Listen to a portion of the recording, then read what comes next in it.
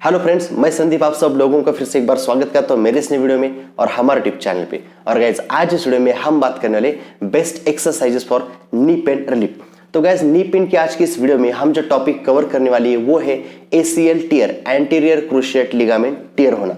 तो guys knee pain की जब बात आती है तो उस कंडीशन में ACL टियर बहुत ही कॉमनली हमें देखने को मिलता है। आप में से काफी सारे लोग होंगे जिनको ACL क्या होता है, एंटीरियर क्रूशिएट लिगामेंट क्या होता है, वो कब टियर हो जाता है, कब टूटता है और उसके पीछे क्या रीजंस होते हैं, ACL एंटीरियर क्रूशिएट लिगामेंट का हमारे नी जॉइंट में क्या रोल होता है। अगर ये सारी इंफॉर्मेशन आप जानना चाहते हो डिटेल में तो इसके ऊपर एक वीडियो बना के हमने चैनल पे अपलोड कर दिया है। अगर आपने नहीं देखा तो आप लोगों के लिए उसका लिंक मैं नीचे डिस्क्रिप्शन बॉक्स में दे दूंगा। आप वीडियो जाके जरूर चेक कीजिएगा क्योंकि उस वीडियो में आपको ACL एंटीरियर क्रूशिएट लिगामेंट के सारी इंफॉर्मेशन मिल जाएगी। तो वो वीडियो हमारा पार्ट 1 था, उसमें हमने बस डिस्कस किया था कि ACL क्या होता है, कैसे ब्रेक होता है या कैसे टूटता है, वो उसमें टियर कैसे आ जाता है, किस कंडीशन में आ जाता है और उसमें हमें क्या करना चाहिए। तो गाइस जब भी ACL टियर की बात आती है, ACL ligament anterior cruciate ligament के टियर की और उसके ट्रीटमेंट की बात आती है तो उसका ट्रीटमेंट बहुत ही अलग अलग तरीके से किया जाता है। मेजरली दो चीजें उसमें हमें देखने को मिलती है। अब आपका ACL एंटीरियर क्रूशिएट लिगामेंट जब टियर होता है तो उसको दो तरीके से ट्रीट किया जाता है। एक होता है फिजियोथेरेपी एंड एक्सरसाइजेस की हेल्प से और दूसरा होता है सर्जरी की हेल्प से। तो आपके ACL एंटीरियर क्रूशिएट लिगामेंट जब टियर हो चुका है तो उसमें आपको फिजियोथेरेपी और एक्सरसाइजेस हेल्प करेंगे या आपको कंपलसरी सर्जरी करना पड़ेगा।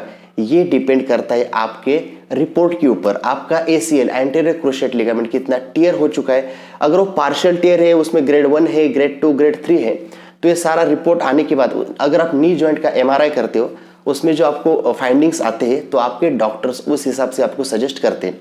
तो आज का वीडियो जो पार्ट 1 था हमारा, उसमें हमने जस्ट डिटेल में साइंटिफिकली डिस्कस किया था कि ACL क्या होता है, किस वजह से टियर होता है और उसके क्या क्या रीजंस होते हैं। वो पार्ट 1 था। आज का हमारा पार्ट 2 है जिसमें हम देखेंगे ACL एंटीरियर क्रूशिएट लिगामेंट जब टियर होता है तो उसको बिना सर्जरी के हमें कैसे ट्रीटमेंट देना होता है। तो गाइस जब हमें सर्जरी या फिर सर्जरी करनी है कि नहीं करनी, ये जो डिसीजन होता है आपके डॉक्टर बहुत अच्छे से ले सकते हैं। अब आपको सर्जरी करनी कि नहीं करनी ये डिपेंड करता है आपका लिगामेंट कितना टियर हो चुका है। अगर आपके रिपोर्ट में लिखा है कि वो पार्शियली टियर या ग्रेड 1 का टियर है तो उस कंडीशन में आपको एक्सरसाइज एंड फिजियोथेरेपी की हेल्प से वो जो टियर होता है वो नॉर्मल हो सकता है और आपका नी पेन जा सकता है। बट अगर आपका ग्रेड 3, ग्रेड 4 है, ज्यादा टियर हो चुका है तो उस कंडीशन में आपको सर्जरी करनी पड़ सकती है। तो आज की वीडियो में पार्ट 2 में हम देखने वाले कि अगर आपका पार्शियल टियर है तो उसको हम ओनली एक्सरसाइजेस और फिजियोथेरेपी की हेल्प से कैसे ठीक कर सकते हैं। इसके बाद हमारा पार्ट 3 आएगा, उसमें देखेंगे कि सर्जरी करने के बाद भी अगर आपको, क्योंकि सर्जरी के बाद भी आपको एक्सरसाइज करने कंपलसरी होते हैं, तो अगर आपका सर्जरी हो चुके, आपका नी सर्जरी के लिए है तो उसके बाद आपको कौन से एक्सरसाइजेस करने वो हम पार्ट 3 में देखेंगे। तो वीडियो शुरू करने से पहले मैं रिक्वेस्ट करना चाहूंगा चैनल को सब्सक्राइब कीजिए, इस वीडियो को लाइक कीजिए, शेयर कीजिए क्योंकि ये वीडियो बहुत ही इंपॉर्टेंट होने वाला है। तो गाइज अगर आपके रिपोर्ट में लिखा है कि पार्शियली आपका लिगामेंट टियर है या ग्रेड 1 का टियर है तो आपको फिजियोथेरेपी जिसमें अल्ट्रासाउंड या टेंस की हेल्प से और कुछ एक्सरसाइजेस की हेल्प से आप वो नी पेन ठीक कर सकते हो। तो चलो अब देखते हैं कि ऐसे कौन से एक्सरसाइजेस है जो एक्सरसाइजेस आपका ACL एंटीरियर क्रूशिएट लिगामेंट का जो टियर है उसको ठीक करने में और आपका नी पेन कम करने में बहुत ज्यादा हेल्प करेगा। तो गाइस जो फर्स्ट एक्सरसाइज हम देखने वाले उसमें आपको क्या करना है, मानो मेरा जो लेफ्ट नी है उसमें जो एंटीरियर क्रूशिएट लिगामेंट टियर हो चुका है, उसमें आपका जो फर्स्ट एक्सरसाइज आएगा उसको आपको क्या करना है, ध्यान से वीडियो को देखिएगा। इस आप बैठ के लेट के दोनों कंडीशन में कर सकते हो। अब जो नॉर्मल लेग होता है अपना, जो अनअफेक्टेड लेग होता है उसको सीधा रखना है, हाथ का सपोर्ट लेना है और जिस नी में आपको प्रॉब्लम है उस नी को इस फोल्ड पोजीशन में रखना है। अब धीरे से आपको क्या करना है, आपको जो हिल होता है वो जमीन पे रख के सीधा करना है, धीरे से ऊपर की तरफ लेके आना है। अब एक्सरसाइज करते टाइम अगर आपको नी में जहां भी पेन होता है, मान लो मैं नीचे लेके जा रहा हूं और जाते जिस पॉइंट पे पेन आते हैं वहां पे आपको रुक जाना, उसके आगे नहीं जाना। या अगर मैं पैर को ऊपर की तरफ लेके आ रहा हूं, जिस पॉइंट पे पेन होता है वहीं तक ही आपको आना है। धीरे धीरे प्रैक्टिस से क्या होगा, आपका जैसे क्वाड्रिसेप्स मसल स्ट्रेंथनिंग हो जाएगा या आपका हैमस्ट्रिंग मसल का स्ट्रेंथनिंग हो जाएगा, उसके बाद धीरे धीरे आपका ये जो रेंज होता है वो बढ़ते जाएगा और आपका पेन कम होते जाएगा। तो ध्यान से देखिए आपको क्या करना है, पैर को जमीन पर रख के आपका जो हिल होता है हिल के ऊपर थोड़ा प्रेशर डालना है, पैर को नीचे दबा के रखना है जमीन के ऊपर और धीरे से पैर को नीचे की तरफ लेके जाना है और ऊपर की तरफ लेके आना है। अब काफी बार क्या होता है, हम प्रेशर डालते हैं ना तो नी स्लिप नहीं होता है, मतलब आपका जो हिल होता है वो नीचे नहीं जाता, वो चिपक जाते हैं यहाँ पे। तो आप यहाँ पे नीचे रुमाल या कोई भी कपड़ा रख सकते हो। उससे क्या होगा, आपका जो हिल होता है वो आसानी से नीचे की तरफ जाता है और ऊपर की तरफ आता है। ठीक है, तो फर्स्ट एक्सरसाइज में आपको क्या करना है, बैठ के हिल को जमीन के ऊपर प्रेस करके रखना है और धीरे से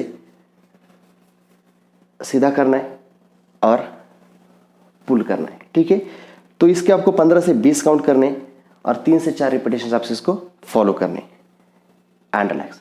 तो ये था हमारा फर्स्ट एक्सरसाइज। अब हम देखेंगे हमारा दूसरा एक्सरसाइज। उसमें आपको क्या करना है, उसमें आपको टॉवेल का रोल की हेल्प लगेगी। अब इस टॉवेल के रोल को आपको नी के एग्जैक्टली नीचे वाली एरिया पे यहाँ पे रख देना। ठीक है, अब दूसरा जो पैर होता है उसको आप फोल्ड करो, सीधा रखो, जैसे आपको कंफर्टेबल लगेगा वैसे आप कर सकते हो। तो आपको क्या करना है, इस पैर को फोल्ड करो, हाथ को जमीन पे रख के आपको हल्के से सपोर्ट लेना है। अब आपको क्या करना है, नी को इस टॉवेल के ऊपर ऐसे प्रेस करना है। जैसे आप इसको प्रेस करते हो तो आपको जो नी कैप होता है उसको हल्के से ऊपर की तरफ पुल करके रखना है। प्रेस करना है, होल्ड करना है 5 सेकेंड्स एंड रिलैक्स। फिर से पुश करना है, टॉवेल को नीचे दबाना है, होल्ड करना है 5 सेकेंड्स, नी कैप को पुल करना है and relax, again and relax. तो ऐसे आपको 15 से 20 काउंट करनी है और 3 से 4 रिपीटेशन इसके फॉलो करने। ये हो गया हमारा दूसरा एक्सरसाइज। अब हम देखते हैं हमारा थर्ड एक्सरसाइज। उसमें आपको क्या करना है, एक पिलो को आपके नीचे, नी के नीचे रखना है, फिर टॉवेल को उसके ऊपर रखना है। ठीक है, अब इससे हमारा हाइट बढ़ने में हेल्प होगी। अगेन अब आपको क्या करना है, नी को टॉवेल के ऊपर प्रेस करना है। प्रेस करने के बाद आपको हिल को ऊपर उठाना है। अब इस कंडीशन जब आप हिल को ऊपर उठाते हो तो आपके जो टोज होते हैं उसको आपकी तरफ पुल करके रखना है। ठीक है, एंड रिलैक्स, अगेन पुश करना है, खींचना है। अब जब आप इसको नीचे दबाते हो और पैर को उठाते हो तो आपको जो नी कैप होता है उसको आपकी तरफ ऐसे खींच के रखना है, ताकि आपके जो क्वाड्रिसेप मसल है उसमें हम स्ट्रेंथनिंग कर रहे हैं। And relax, again push and relax.